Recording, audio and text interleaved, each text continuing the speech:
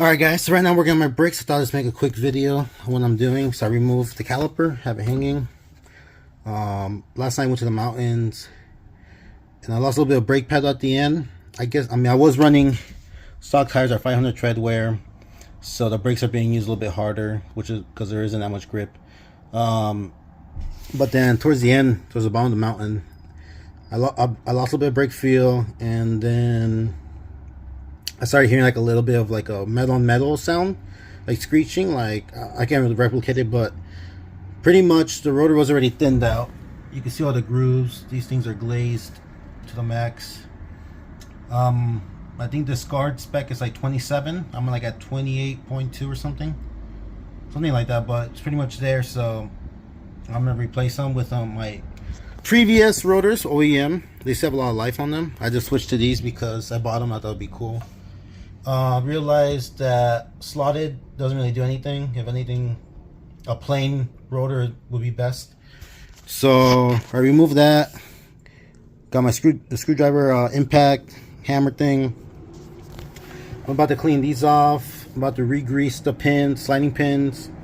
I am gonna sand down my pads to make them nice and flat, because obviously they are, you know, I'm sure they have a lot of glazing on them too, so it won't be like a nice even contact on the previous rotor.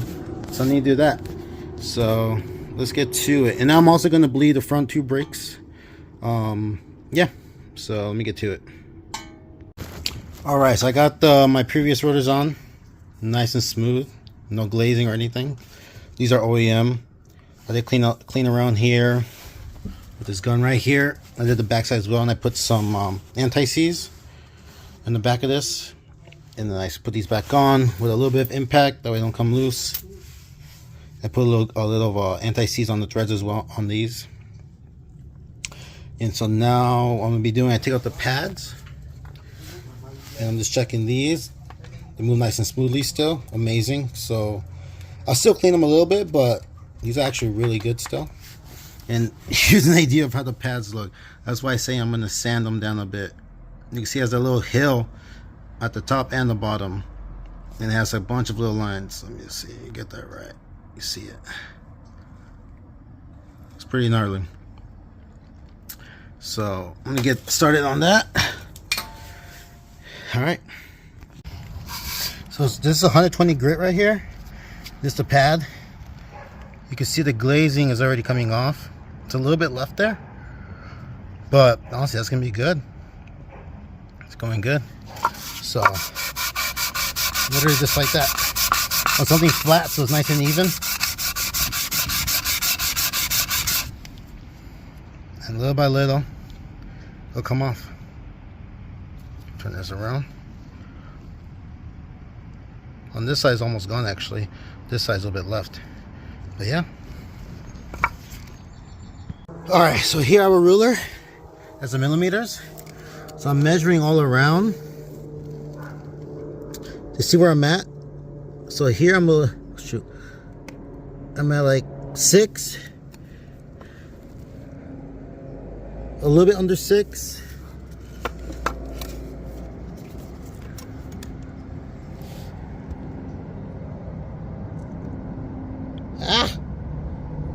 At 6. So this side is a little bit higher, so I'm gonna shave it down a bit more, but pretty much the rest of it's even. So once I do that, I'll go on to the next one. You can see the glazing on this one. Holy moly, see how bad that is? It's gonna be a lot different. All right, so I'm currently cleaning the sliding pins. Even though it was like moving really easily, seemed like it was really greased. You can see the grease is really dirty. It's supposed to be orange, so I'm trying to remove all the grease I can. I mean, yeah, out of here. Let it focus. So little by little, I'm gonna do the bottom one, then I'll re-grease the pins, sliding pins. Put it all together. Pads over there ready. Rotor is clean. Put it back on. Bleed. Solid.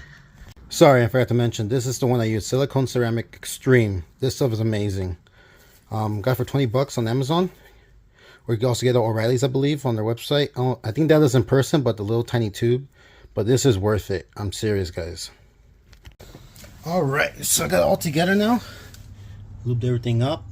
So I have the speed bleeders on. So all I have to do really for my setup is open up the bleeder and literally just pump the brakes, because there's a little bearing ball that when you press down on the brake pedal, the ball bearing pushes forward and grease comes out. As soon as you release your foot off the brake pedal, the ball bearing comes back in and it closes the valve or whatever you want to. Yeah. So yeah, let me get a good shot here. I'll go right there. So I'm gonna open this up. Actually, let me pause. All right, so I'm gonna open up.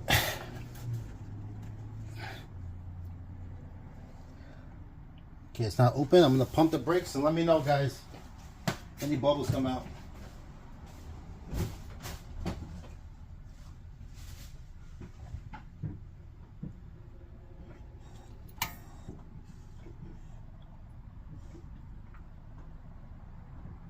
All right, so I just finished up this side as well. I bled it and everything. Moves smoothly, you can see. Now it's got to torque these two caliper bolts, 80 foot-pounds each. These are 17 foot-pounds.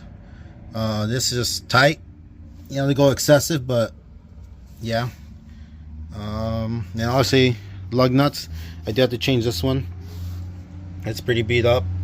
I did buy the wheel bearing already, and I did buy the stuff from Honda. The wheel bearing was made in Japan by Timken. That's what I did with the other side. They're amazing. Yeah, so I just gotta put everything back together. I already bled the system. I think I said at the beginning of the video, I forgot. And then yeah, just gotta drive the car, see how it feels.